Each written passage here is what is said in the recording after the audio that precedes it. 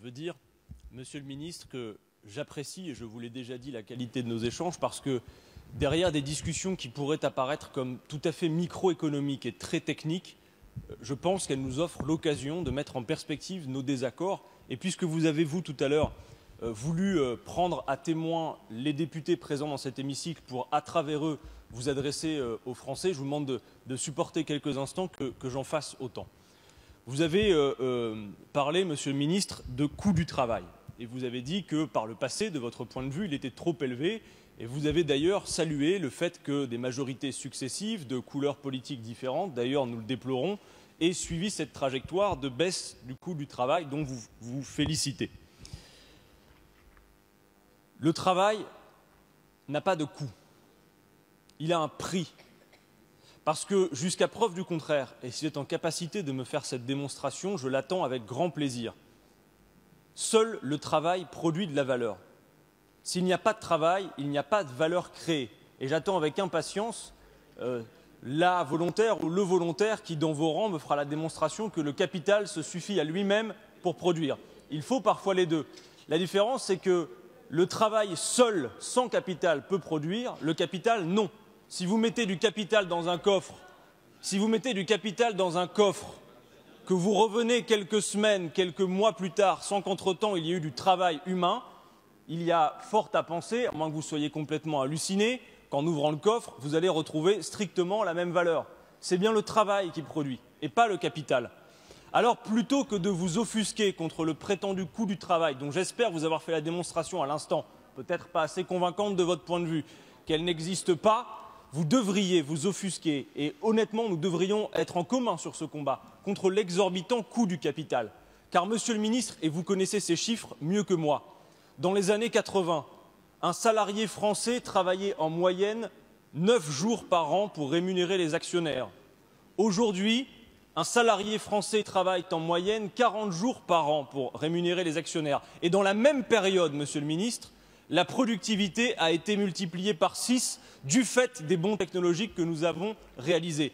Par conséquent, ce qui apparaît sous nos yeux, c'est la prédation profonde, le coût exorbitant du capital, qui pompe littéralement l'activité. Monsieur le Ministre, la financiarisation accrue de notre économie, c'est le cancer qui ruine l'activité de ce pays.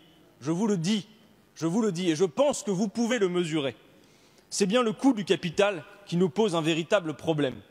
La deuxième chose que vous avez expliquée et qui, de mon point de vue, éclaire notre débat, vous avez fait une démonstration, vous avez expliqué que, de votre point de vue, Monsieur le Ministre, nos entreprises doivent être compétitives et que c'est le moteur de votre action, la compétitivité. Mais je vous reconnais l'honnêteté intellectuelle d'avoir précisé ce qui, de votre point de vue, est être compétitif. Et ça nous facilite nos échanges et le débat. Vous avez dit être compétitif, c'est produire moins cher. Et je pense que nous tenons là le cœur du problème. Parce que, Monsieur le Ministre, le moins cher en tant que choix de société est discutable. Derrière chaque entreprise qui doit produire du moins cher, derrière chaque producteur qui doit produire du moins cher, derrière chaque consommateur qui, avec son pouvoir d'achat faible, est aussi en recherche de moins cher, il y a une production. Or, Monsieur le Ministre, produire moins cher, c'est la plupart du temps, et d'autant plus quand la toile de fond reste la compétition, produire dans des conditions sociales dégradées, dérégulées, baisser les droits ou produire dans des conditions environnementales détestables.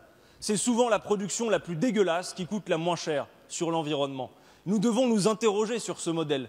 Je pense par ailleurs que face aux grands défis qui devraient toutes et tous nous rassembler, au premier duquel la question climatique, eh bien le modèle de la compétition et du moins cher est obsolète.